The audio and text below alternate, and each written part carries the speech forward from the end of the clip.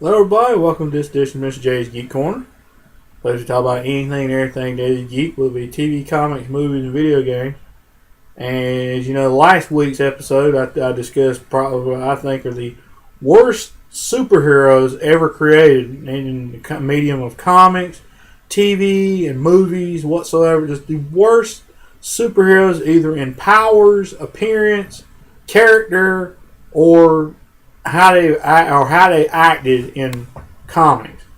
And while I was making that list, I made another list at the same time.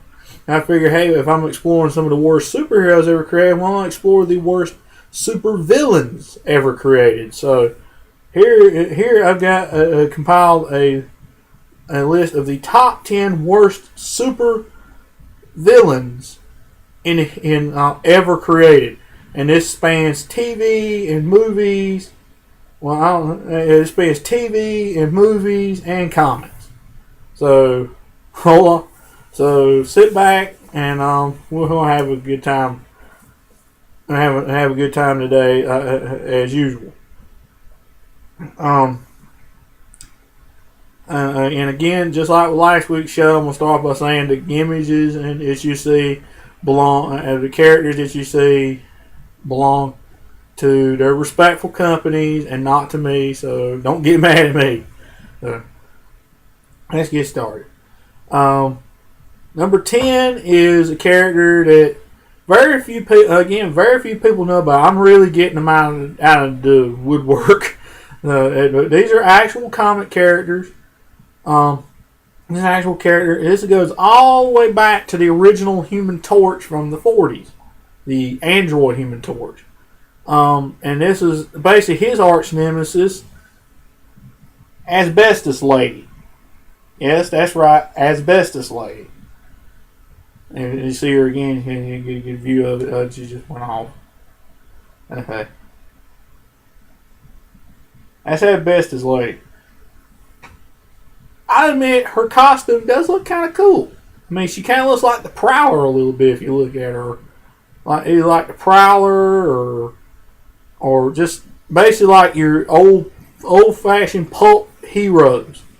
And it's just, and to me and she actually does look pretty cool. It's actually a pretty cool character design, but the thing is, all it is, the reason she's called Asbestos Lady is because her suit is made of asbestos, which is of course fireproof. And she was a bad somebody. She was a pretty bad villain. Not bad as in terrible, bad as in she was a mean villain. But in the end, because of her exposure to asbestos, she wound up getting cancer. As asbestos is known to cause. She wound up getting sick with cancer because of it, and it's assumed that she's dead because you never see her again. Because she just disappears from the comics and you assume that she's dead. She died of cancer. The reason I say she's one of the worst villains ever because I said that essentially that was her gimmick. She wore a suit made of asbestos to try to counteract him. And that's why she's only number 10 on this list because she ain't really that bad, but she ain't really that good either. She's really not that good either. But still, she's not the worst one on here, believe me. There are worse. Number 9 on my list is somebody that actually started off in Batman the Animated Series, but wound up actually becoming a character in the comics. And it's basically a one-off character. Basically, just in the show, he was essentially somebody that was brainwashed by the Joker into becoming a costume villain, but he wound up becoming a costume villain in the comics, and that is, hold on a second, screen trying to cut off on me. Condiment King. You see there. I'm gonna say I actually like this. I mean, it's one to me is one of the worst villains, but the Batman anime series version, it's just so much of a joke that I like it. I just think it's hilarious, and I actually like that version of Condiment King. The one in the comics to me almost looks a little bit too much like a cross between the Joker and Black Flash in his appearance. But he's essentially the same as that. But well, here's a picture. Here's a picture. This is the comic book version of Condiment King. And you see, to me, he looks a little like Black Flash in his appearance. And I'm going to say it, the comic book version is the lame one. The lamest one. The version from the animated series is essentially a comedian that had been brainwashed by the Joker into becoming a costume villain and essentially ruining his reputation. And it just essentially ruined his reputation. Essentially, he just ruins his reputation. Again, to just ruin his reputation and give him a bad tarnish and just ruin his career because of the fact that they essentially didn't let the Joker do his routine the previous year's comedy the previous year's comedy contest. And he essentially just sets out to ruin the judges who about ruined him. You might say ruin his comedy career. And he was the first. And he showed up as this Condiment King character. And I don't know much about the comic book version, but to me he looks pretty lame. To me. I mean, he's one of the worst villains, but he's also, he's so bad he's good. He's so bad he's enjoyable. And that's how terrible he is. But like I said, that's why he's number 9 on my list. I mean, he's bad, but he's not that bad. But he's bad, but he's not that bad. But still, he's not one of the best villains in comics either. And number 8 is one that has been widely panned over the years in the comics. Is like one of the worst villains ever created in Wonder. This is from Wonder Woman. It's back in the days when I think her powers had I don't know if her powers been stripped away and everything you know about Wonder Woman stripped away and everything. And they completely redid the character. But there's a villain in there that, needs to say, kind of made a return, but never really made a return as he was, and that is Egg Foo. I don't really need to say any more about it. Just look at it, and you see why he's one of the worst villains ever been created. He's essentially Humpty Dumpty as a villain.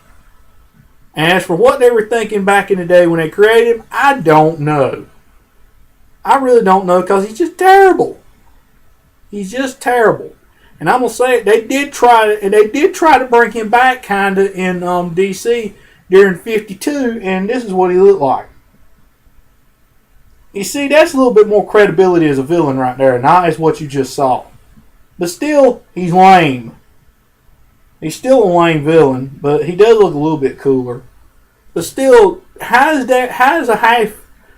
a giant egg supposed to be a supervillain? He's supposed to be like the Kingpin or something? I mean, seriously, is he supposed to be Kingpin, or what is he supposed to be like? He's just one of them golden age villains that you don't know why in the world they made him. You just don't know why they made him. And I said, that's just back when the golden age and the silver age. And it's to say, when crisis happened, Egg Foo got wiped from history. And as for the one that happened in 52, you never saw him outside of whatever facility he was in. So he was never really a credible threat to begin with. So still, they didn't do much with him. And number 7 on my list is a villain from Spider-Man. Some folks may like him, but I don't particularly like him. I don't think he's just that good a villain. And that is Rocket Racer. You see right there. Get a better view of his face. To me, he's not that good. He's just not that good a villain. I mean, he's just a punk kid on a flying skateboard with rockets, or so it was on the Spider-Man animated series. I mean, he's just not that. There's just not much there, and it wasn't on the show either, because he just swiped a bunch of guys' futuristic gear, and he just went on about his merry way, making his own modifications to it anyway. He just became Rocket Racer. Now, I don't know if he became a hero anywhere down the line or anything. I don't know much about him in that regard, but still, I still say that he kind of wound up in Spider-Man 3. And I say that because they essentially, to me, they took Rocket Racer because of the New Goblin character. I essentially think that he did this and make appearance. I might say he made an appearance in Spider-Man 3, and that is that they took Rocket Racer, Harry Osborn, and I'm going to say a very obscure character named Solo from Spider-Man, merged them all together and created the New Goblin. And to me, that was Rocket Racer with pumpkin bombs. It was Harry Osborn as the Rocket Racer with pumpkin bombs and goblin weapons. Ain't that just the stupidest thing? Just like Rocket Racer. I said, to me, that's why Rocket Racer, because Rocket Racer led to a lame interpretation of what Harry Osborn should become, which was either Green Goblin 2 or the Hobgoblin. But either way, Rocket Racer is not a good character at all. Just is not. Just kind of lame.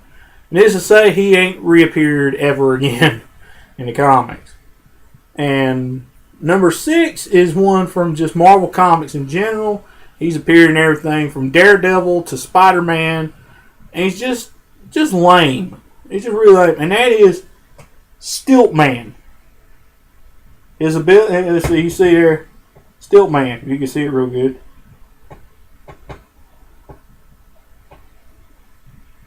And the reason he's called Stiltman is that right there. His suit can make him as tall as a skyscraper almost. But that's it. You could easily knock his legs out under him. Very easily. But there's nothing else to Stiltman. He's just all suit. He's just all suit. And as I said, you can just essentially just team up on him and knock his legs out and under him under arrest. I mean, there's nothing to it. It's just that's what makes him such a bad character. This is what makes him such a bad character. And that's why he wound up on my list. I was like, he's just one of the worst villains. There ain't nothing to him. He's just Iron Man with long legs and no weapons. That's it. So he's just terrible. And they say they ain't really using that more anymore that I know of. And these more serious Marvel Comics and everything universe nowadays, you don't see somebody like Stiltman show up that often. So definitely a bad villain, to say the least. And number 5 on my list is an old DC Comics character that some folks might actually know because he's made a few appearances on Batman the Brave and the Bold. And that character is Sportsmaster. And really, there ain't nothing really to explain about him other than that's his gimmick. That's his shtick. He's just a sports-based supervillain. He uses baseballs, baseball bats, footballs, basketballs, tennis rackets, baseball mitts, anything like that as weapons in his robberies or whatever he does. Sound like to me he would have been a good counterpoint to NFL Super Pro over there at Marvel. To tell you the truth, he'd been a good foil for him. And so, like I said, that's just what makes him so lame. He's just nothing but a normal human being dressed in sports gear, using sports gear to. I mean, I'm gonna just say this: Casey Jones can pull it off because he can actually fight. This guy's just a crook that just uses it as a gimmick. So, I mean, he ain't sports. I mean, Casey Jones ain't sports based, and that's probably why he works because he just uses hockey sticks and a hockey mask as just his disguise. We don't call himself Hockey Man or the goalie or anything. But like I said, that's what makes Sportsmaster so lame. That's his whole thing is his sports. It's just sports, and I said to me, and that's why he's number 3 on the list. Like I said, he's just lame. That's all. Very lame. Not 3, but 5. I'm kind of jumping ahead of myself here. Number 4 on my list is a character that I know a lot of fans out there recognize from Power Rangers Turbo or that gracious awful movie Turbo Power Ranger movie. Yeah, I'm saying that one was terrible, and I might save that for a review on another show. But I'm like, this is the villain from that and from Power Rangers Turbo, Divatox. I cannot stand this villain.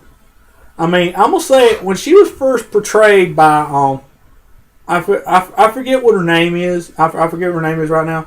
But when she was portrayed by her in like the first few episodes of the Turbo season, I actually kind of liked it.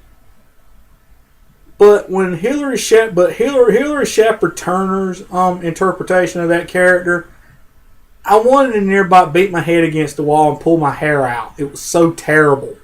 She is just so old. She took the diva thing way too far. I mean, it went from diva. I mean, you might as well say it was. If diva is another word for spoiled brat, that's essentially what she acted like. It's what she acted like in the movie, and it's what she acted like for the rest of the Turbo series, all the way to when the show switched over to Power Rangers in Space.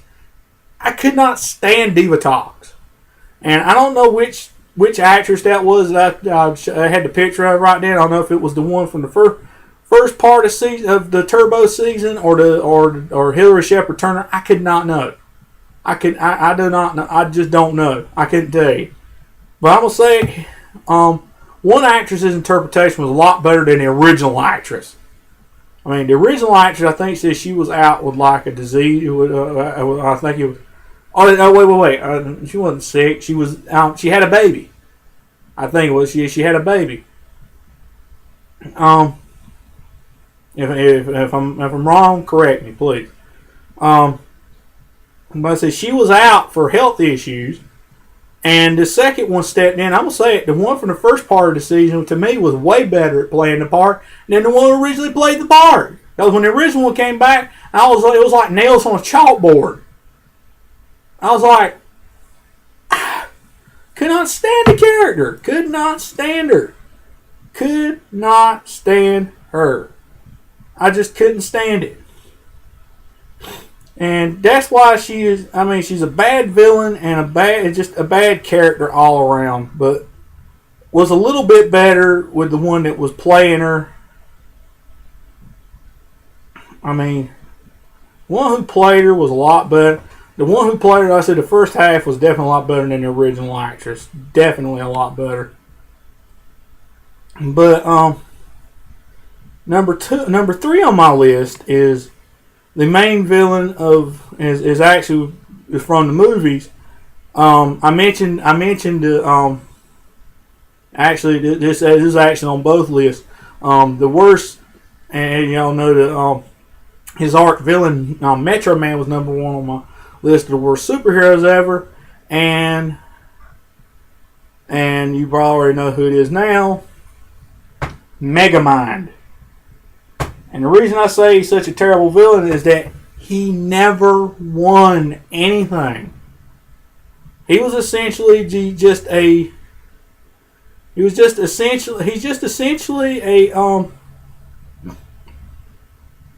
and all he is just he's essentially a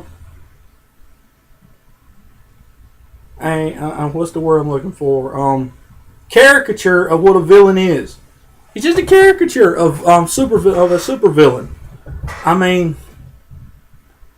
he's just essentially supposed to be like Lex Luthor, but he never, like I said, he's just like any villains from like the old days of when the villain would try to do something and the hero would stop him every time.